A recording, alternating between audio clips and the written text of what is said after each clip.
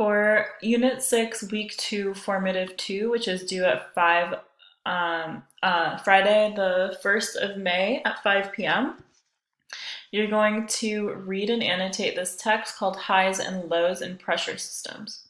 So as I read aloud, I'm going to model how to highlight details that describe processes related to weather, as well as high and low pressure systems.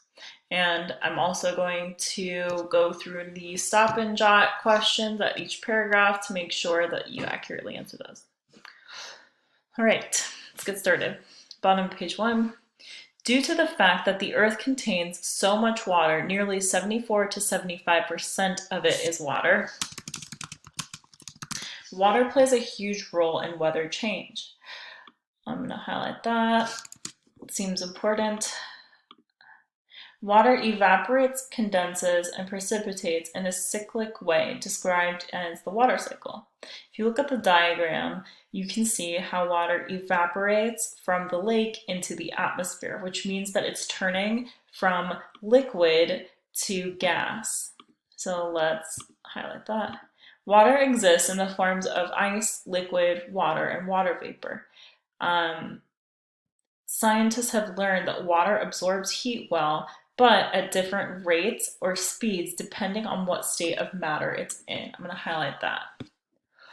Water also transpires, which means that it moves through a plant and evaporates from its parts, such as leaves, stems, and flowers. I'm going to highlight that. When a water goes through condensation, like you see in the clouds, water condenses. That means that it goes from a gas to a liquid because all of those molecules are getting more compact or condensed together and become more dense like liquid. Then when there is precipitation, that means that water falls from the atmosphere into the Earth's surface in the form of rain, snow, hail, or sleet. Runoff refers to when water flows off of the surfaces of mountains and in other areas of the landscape to other locations like bodies of water. So what you're going to do is stop and jot your 2-sentence summary of the different processes that water goes through in our atmosphere and Earth's surface, like the ones that you've read about in the water cycle. Go ahead and pause, and then when you're ready to pick back up, press play. Highs and lows. Let's make that a bigger font. Okay. Atmospheric pressure varies. That means it's different in different areas over Earth's surface. Anyone who's watched the weather report on television has heard about high and low pressure systems. These atmospheric conditions influence the weather conditions that we experience on Earth. Okay, so I know high and low pressure systems have something to do with our weather that we experience. Okay. Mid-latitude regions like New York State, that means it's like about midway in between the equator and the North Pole, right? We're around 42 degrees, which is almost exactly in between the equator, which is at 0 degrees, and the North Pole, which is at 90 degrees.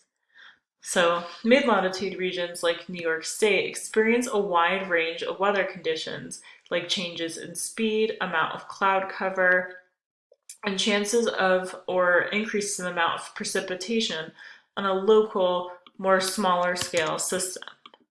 There are also global high and low pressure areas due to the uneven heating of Earth's surface. Okay, so you're going to go ahead and stop and jot your 2-sentence summary of how atmospheric pressure relates to, meaning like can be high or low, the weather that we experience. So let's look at this diagram right here. So I see that molecules in the air here are pretty separated, but there's low pressure and the temperature is pretty high here, right? I see a lower temperature in the water area and a much higher pressure, and the molecules are more condensed or packed together. Let's see what it says. When air is heated, it expands and becomes less dense, like you see here. This creates lower pressure. Molecules making up air are closer together in cooler temperatures, creating high pressure. So wind blows always from areas of high pressure towards areas of lower pressure. The role of temperature in changing air pressure. In the diagram above, air hovering over an area of land is expanding and spreading when more solar radiation is being absorbed.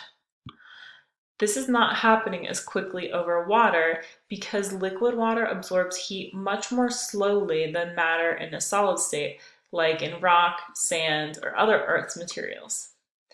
As heating continues, the amount of force or pressure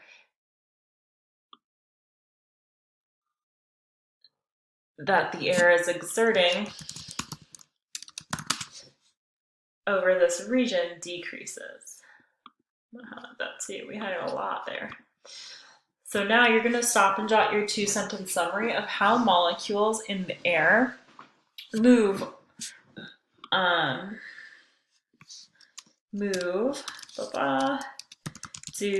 in relation to their temperatures, radiation, and their state of matter. Okay.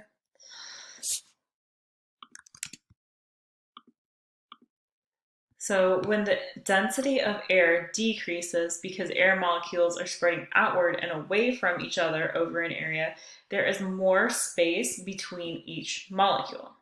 Okay, and since there's more space between air molecules, gases like water vapor can fill these spaces within the air. Where is all of this water vapor coming from? Let's review.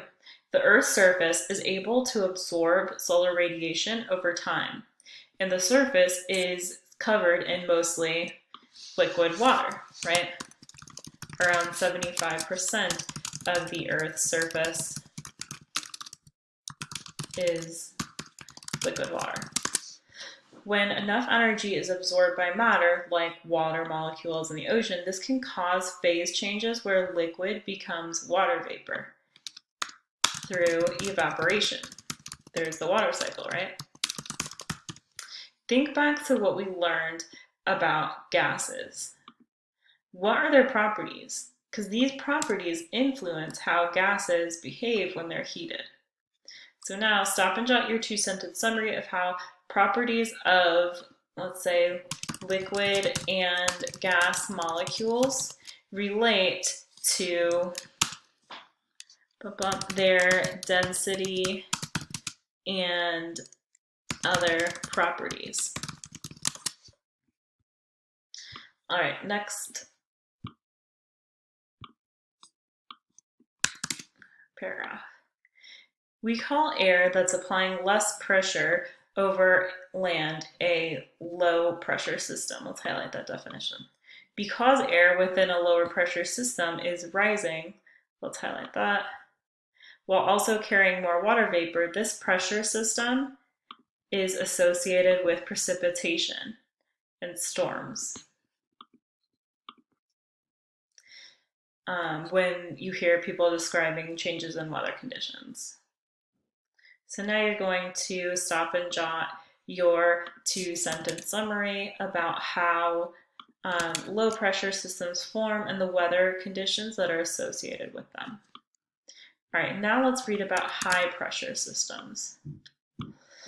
In contrast to low pressure systems, high pressure systems form when air molecules are sinking from higher altitudes back down towards Earth's surface. So because less heat is being absorbed at higher altitudes, let's highlight that, this causes air molecules to slow down in motion, condense, become dense, and gradually start sinking back downwards. In this scenario, there's no water vapor rising to higher altitudes of the Earth's troposphere. So that would mean that there's less condensation and a lower chance of precipitation or storms occurring. Make sure you click on this visual of a high pressure air system. One, two, three, go. Faster, faster, faster. Happy Friday. Explain high pressure in one detailed video, and then in another, explain low pressure in detail? To that I say, I'm meteorologist Jason Myers, and a high pressure system. I'll let you watch that. Okay. And after you watch that, you're going to stop and jot your 2-sentence summary of how high pressure systems form and the weather conditions associated with them. Now, when there's a difference in air pressure over an area, air molecules will move from areas of high pressure to low pressure. Remember, we saw that in the first graphic here. Now, when this is happening, we feel wind. Wind doesn't blow in a straight path. It blows in a curved path. Let's highlight that. That's because Earth is rotating. In the northern hemisphere, winds blow clockwise around an area of high pressure and counterclockwise in an area of low pressure. So now you're going to stop and jot your 2-sentence summary of how wind is formed and how it moves.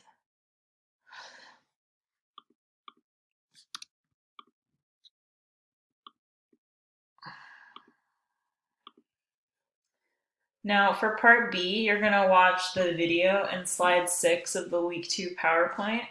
So that means that you're watching this video right here. And after that, you're going to write down 4 statements total. You can choose to write all 4 observations. You can choose to write 2 observations, 2 think or connections, and no wonders. You can do all wonders. In either combination that you do, you're going to have to write 4 statements total. And those statements can be observations about characteristic and movement of air masses that you learned in the video and in the text, and pressure systems. What you think today's lesson can connect to in terms of previous content we learned in earth science, current events, or in other classes maybe. And then you can also choose to write what you wonder, questions that you wonder about today's lesson, or what you've learned so far about the atmosphere and air masses.